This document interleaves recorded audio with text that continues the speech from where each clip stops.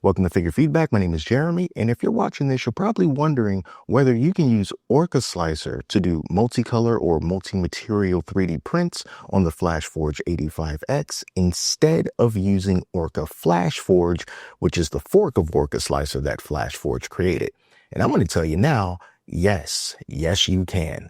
But it is going to require just a little bit more effort from you in order to get that to work. And I'm going to show you and I'm going to tell you exactly what you need to do to pull it off. So first, let's head over to Orca-Flashforge. And here is a project that I have open right now, this incredible Hulk 3D comic book cover. And if I move over to the device tab, you'll see that this is the filament that I currently have loaded up in the IFS in the AD5X. So in spot 1, I have this white PLA, then I got some beige PLA, some silk PLA, and then in spot number 4, black PLA. Now, I'm not going to be actually printing this. I'm just going to use this as an example. So when we go back to the prepare page, let's just say that this is the exact colors that we want.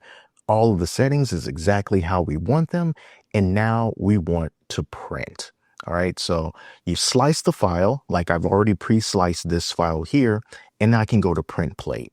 And in Orca-Flashforge, you have this option here where you have to select which filament spot in the IFS corresponds to each filament type. You're basically just matching the colors, right? To just confirm that these are the colors that you want to use so that you can get exactly what you're expecting, just like the slicer shows you.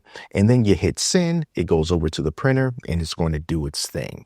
So that's easy enough. What if you don't want to use Orca-Flashforge? Well, let's move over to Orca Slicer, where I have the exact same file all queued up. Now, when you go to the device tab in Orca Slicer, you see that there is nothing there to tell you what is currently loaded in your IFS. And that's not because Orca Slicer doesn't want you to know that. It's because Flashforge has not opened the printer and the software enough for OrcaSlicer to be able to pull down that information and show it to you.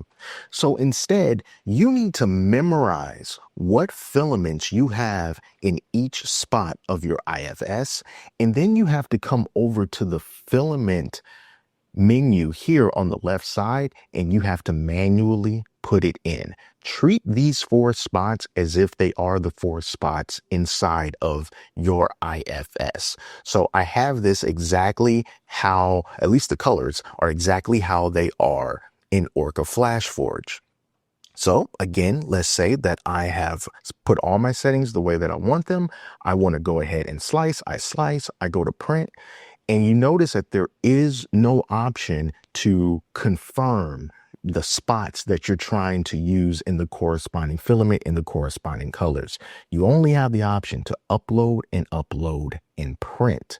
But if you go ahead and you hit upload, when you go over to the printer and you click on the file to print it, it still will not give you the option to confirm which spots are going to be using the filament that you want. Instead, it is going to assume that IFS spot number 1 has black filament. Spot number 2 has brown in this example. Spot number 3 has orange and spot number 4 has white. You can't confirm that with the printer. It's going to assume that you already had that information already attributed to this file that you're printing. So here's a print that I use to test this theory. Now, this is of Jerry. He is flat, and this is a bookmark. And here I am inside of Orca Slicer. And you notice that I have my filaments set up here. I've got brown in 1, white in spot 2, a lighter beige in spot 3, and then in spot 4, I have pink. And these are the exact filaments that I have loaded up in the IFS right now. So when this gets finished printing, it should come out looking just like this. And here are the details of the print just to let you know how many filament changes is going to be. It's going to be 34 filament changes and how much total filament is going to be using. And it's going to take 1 hour and 20 minutes to print. And I can already tell you as I record this, I've been watching it and the color changes have been happening exactly as they should. And here is how it looked when it finished. So it is possible, but you just have to take mental note of what you already have loaded up, and then you have to manually put it in because unfortunately there is no sync option in Orca Slicer for the AD5X, kind of like how you have in Bamboo Studio with Bamboo Lab printers, where you click the sync button and it already knows what filaments are in the printer, and then it just sends that information to the slicer. That don't exist here. So you have to just know what it is and then just manually put it in, and then it will print your multicolor multi-material prints just like it would in Orca-Flashforge, but that's just a little something extra that you need to do first. So while definitely not the ideal situation, it is a workaround for you in case you prefer using Orca Slicer and you don't want to download another fork of it in order to do all the things that you want to do. So if you've got different filament profiles that you already got in Orca Slicer, you don't want to mess with anything, you don't want to go somewhere else and do anything differently, you can still use this for the AD5X and you can still pull it off just fine if you follow those steps. So that's going to do it for now. If you are curious about more information about this printer, I've got a playlist of the AD5X that's filled with videos that I've done on it so that you can see the different experiences that I've had with it.